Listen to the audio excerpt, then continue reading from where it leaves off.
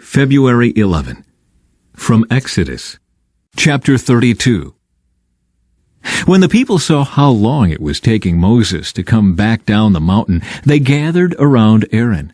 "Come on," they said, "make us some gods who can lead us. We don't know what happened to this fellow Moses who brought us here from the land of Egypt." So Aaron said, "Take the gold rings from the ears of your wives and sons and daughters and bring them to me." All the people took the gold rings from their ears and brought them to Aaron. Then Aaron took the gold, melted it down, and molded it into the shape of a calf. When the people saw it, they exclaimed, "O Israel, these are the gods who brought you out of the land of Egypt." Aaron saw how excited the people were, so he built an altar in front of the calf. Then he announced, "Tomorrow will be a festival to the Lord." The people got up early the next morning to sacrifice burnt offerings and peace offerings. After this, they celebrated with feasting and drinking, and they indulged in pagan revelry. The Lord told Moses, "Quick, go down the mountain. Your people, whom you brought from the land of Egypt, have corrupted themselves. How quickly they have turned away from the way I commanded them to live. They have melted down gold and made a calf, and they have bowed down and sacrificed to it. They are saying, 'These are your gods, O Israel, who brought you out of the land of Egypt.'" Then the Lord said, "I have seen how stubborn and rebellious these people are. Now leave me alone so my fierce anger can blaze against them, and I will destroy them. Then I will make you, Moses, into a great nation." But Moses tried to pacify the Lord, his God. "O Lord," he said, "why are you so angry with your own people, whom you brought from the land of Egypt with such great power and such a strong hand? Why let the Egyptians say, 'Their God rescued them with the evil intention of slaughtering them in the mountains and wiping them from the face of the earth'?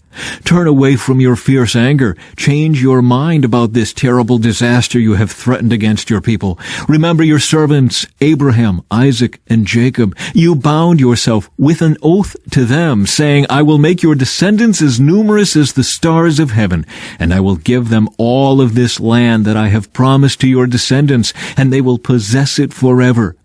So the Lord changed his mind about the terrible disaster he had threatened to bring on his people. Then Moses turned and went down the mountain. He held in his hands the 2 stone tablets inscribed with the terms of the covenant. They were inscribed on both sides, front and back. These tablets were God's work. The words on them were written by God himself. When Joshua heard the boisterous noise of the people shouting below them, he exclaimed to Moses, "It sounds like war in the camp." But Moses replied, "No, it's not a shout of victory, nor the wailing of defeat. I hear the sound of a celebration." When they came near the camp, Moses saw the calf and the dancing, and he burned with anger. He threw the stone tablets to the ground, smashing them at the foot of the mountain. He took the calf they had made and burned it. Then he ground it into powder, threw it into the water, and forced the people to drink it. Finally, he turned to Aaron and demanded, "What did these people do to you, to make you bring such terrible sin upon them?"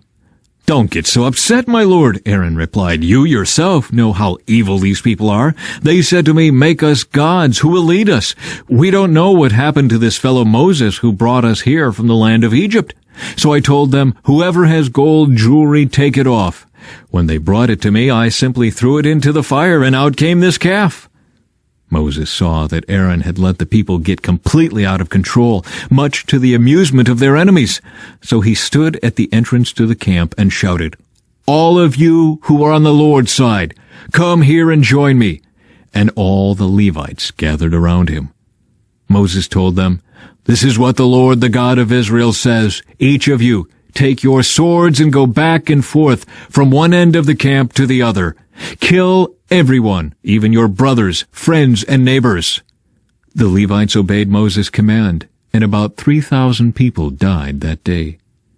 Then Moses told the Levites, "Today you have ordained yourselves for the service of the Lord, for you obeyed him even though it meant killing your own sons and brothers. Today you have earned a blessing."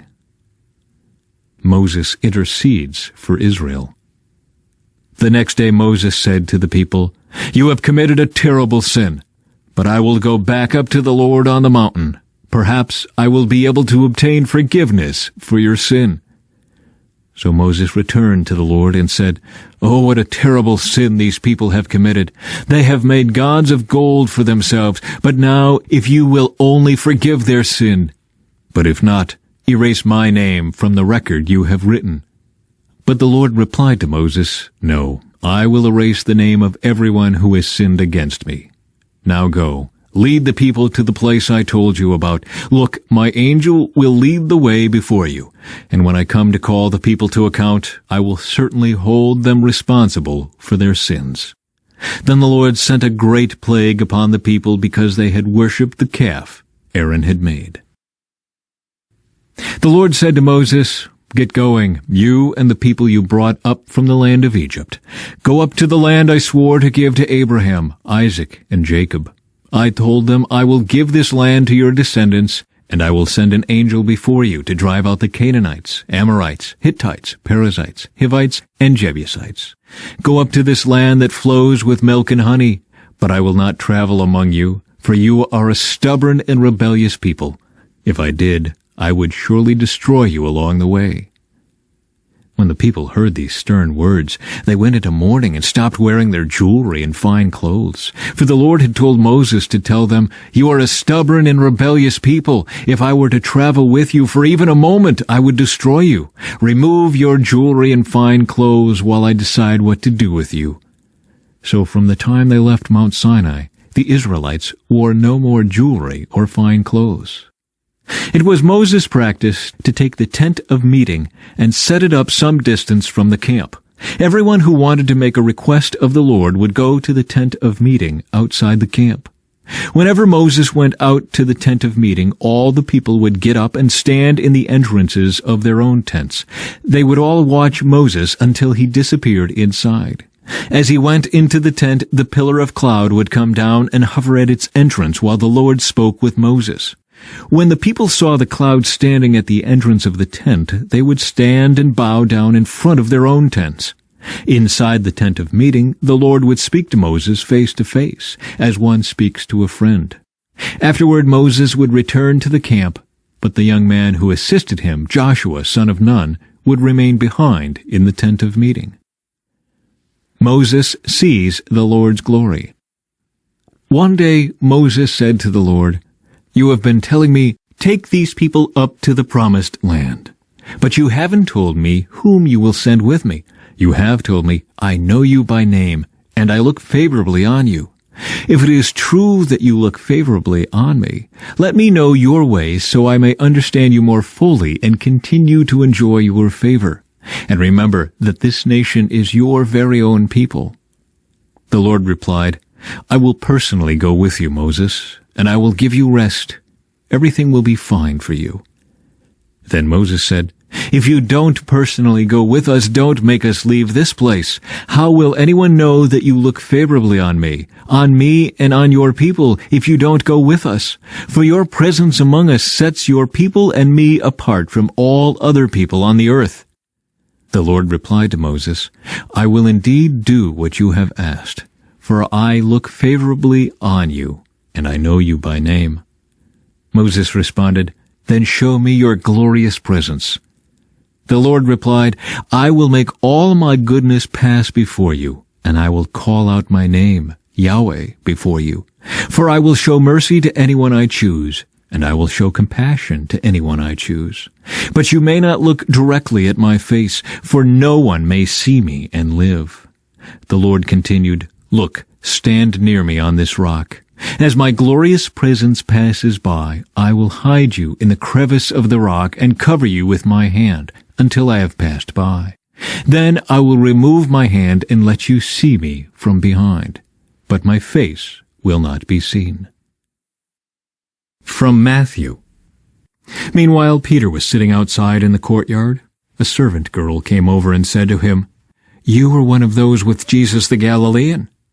But Peter denied it in front of everyone. "I don't know what you're talking about," he said. Later, out by the gate, another servant girl noticed him and said to those standing around, "This man was with Jesus of Nazareth." Again, Peter denied it, this time with an oath. "I don't even know the man," he said. A little later, some of the other bystanders came over to Peter and said, "You must be one of them. We can tell by your Galilean accent." Peter swore, "A curse on me if I'm lying. I don't know the man." And immediately the rooster crowed. Suddenly Jesus' words flashed through Peter's mind. "Before the rooster crows, you will deny 3 times that you even know me." And he went away, weeping bitterly. Very early in the morning, the leading priests and the elders met again to lay plans for putting Jesus to death. Then they bound him, led him away, and took him to Pilate, the Roman governor. When Judas, who had betrayed him, realized that Jesus had been condemned to die, he was filled with remorse. So he took the 30 pieces of silver back to the leading priests and the elders. "I have sinned," he declared, "for I have betrayed an innocent man." "What do we care?" they retorted. "That's your problem." Then Judas threw the silver coins down in the temple and went out and hanged himself. The leading priests picked up the coins. "It wouldn't be right to put this money in the temple treasury," they said, "since it was payment for murder." After some discussion, they finally decided to buy the potter's field, and they made it into a cemetery for foreigners. That is why the field is still called the Field of Blood. This fulfilled the prophecy of Jeremiah that says, "They took the 30 pieces of silver, the price at which he was valued by the people of Israel, and purchased the potter's field, as the Lord directed." Jesus' trial before Pilate. Now Jesus was standing before Pilate, the Roman governor. "Are you the king of the Jews?" the governor asked him. Jesus replied, "You have said it." But when the leading priests and the elders made their accusations against him, Jesus remained silent. "Don't you hear all these charges they are bringing against you?" Pilate demanded. But Jesus made no response to any of the charges, much to the governor's surprise.